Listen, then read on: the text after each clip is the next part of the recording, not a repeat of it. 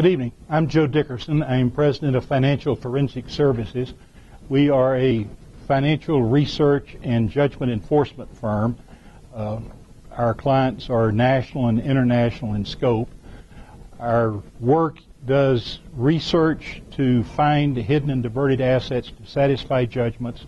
Some of our clients come to us before they've been to court and win a judgment to determine if they in fact do win a judgment, will there be assets there from which they can collect to satisfy that judgment. We'll spend the next 2 hours going through the processes that we use at our firm. I would like for this to be interactive if possible, so if you have questions or thoughts, please raise your hand and share them with me, and we'll do the best we can to answer those. By way of background, I was a detective sergeant in Houston for about 11 years, worked mostly white-collar crime, and then my partner and I were selected by the chief of police and transferred to the district attorney's office, along with his top 5 assistants.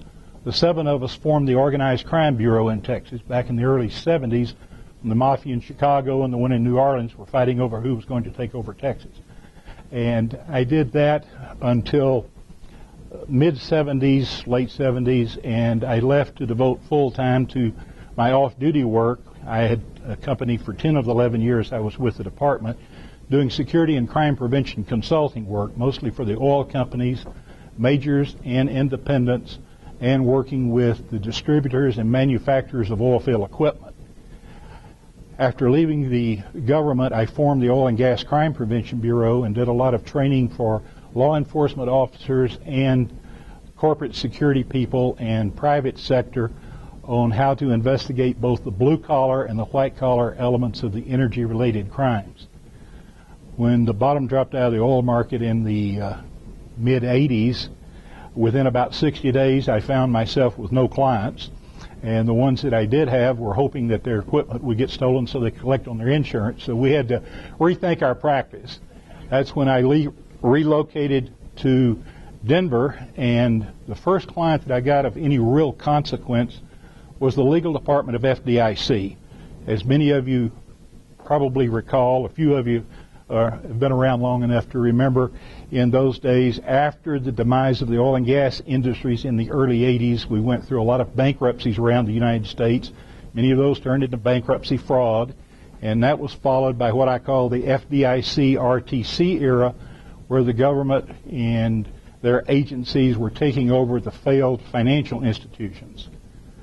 What had happened in many cases was that bank officers, in cahoots with their friends on the outside, were actually embezzling a lot of these banks that were failing. A banker would say to his friend on the outside, "Hey John, why don't you come by the bank this afternoon, let me lend you about $3 million. I'd like for you to go down the street and buy Ajax Electrical that's for sale, and maybe you would consider hiring me as your chief financial officer, because the bank's about to fail. I'm going to be looking for work, and yeah, just go ahead and sign there on the bottom line. While we're visiting, let me explain to you, don't worry about paying this loan back." So I was fortunate in that I was hired by the legal department of FDIC in Denver to be a consultant to them and help them recover their money.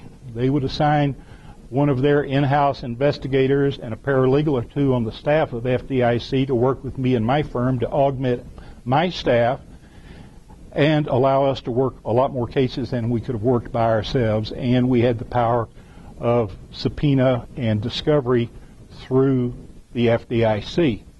And we recovered a lot of money in a lot of cases for a lot of banks, or from banks that had failed, with these scenarios. They call those officer and director liability cases. We also saved a few bankers from things that they had been accused of that they hadn't done. And I told them right up front when we were engaged, we're finders of facts. We're not here to hang bankers or to perpetrate any vendetta of any kind. We'll find the facts, and then we'll follow the money. And it worked very, very well. And during that time, I assigned part of my staff to do some research, and we found out that 80% of the civil judgments in the United States are never collected. To the best of my knowledge, what we're doing in our continued research, that figure still holds true. Unfortunately, what most citizens think is that when you go to court, you present your case. If you win, the court's going to make them pay you. You've been damaged. You're entitled to recover $5 million plus costs, plus interest and attorney's fees. What really happens is the attorneys present the facts, the court rules on the facts as presented in court, and renders a verdict. So if you win, you get a piece of paper called a judgment that says, I won, I'm entitled to recover X amount of money. Have a nice day. And it's at that point that the citizens that are the victims of whatever may have happened, whether it was a Ponzi scheme, a fraud, or just a debt that wasn't paid, that's when they find out they're on their own to find their money and to recover it. Half the job has been done, in my opinion, the easy half, and that's presenting the facts. Then somebody has got to get the money back. Unfortunately, many of the attorneys that know full well how to litigate a case and win it do not necessarily have the skills that are necessary to enforce a judgment. Total different skill set. And a lot of that's not taught in the law schools. A lot of it comes through the School of Hard Knocks. So that's where we get involved. We go out, find the offshore bank account, the condo in the girlfriend's name, the Mercedes and the children's trust, all of the straw entities that have been set up to hide the assets.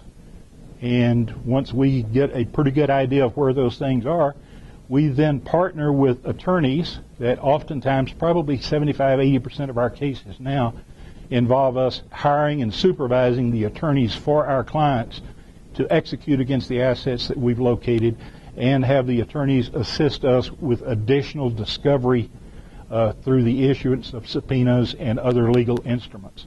And we'll go through that process over the next hour and a half.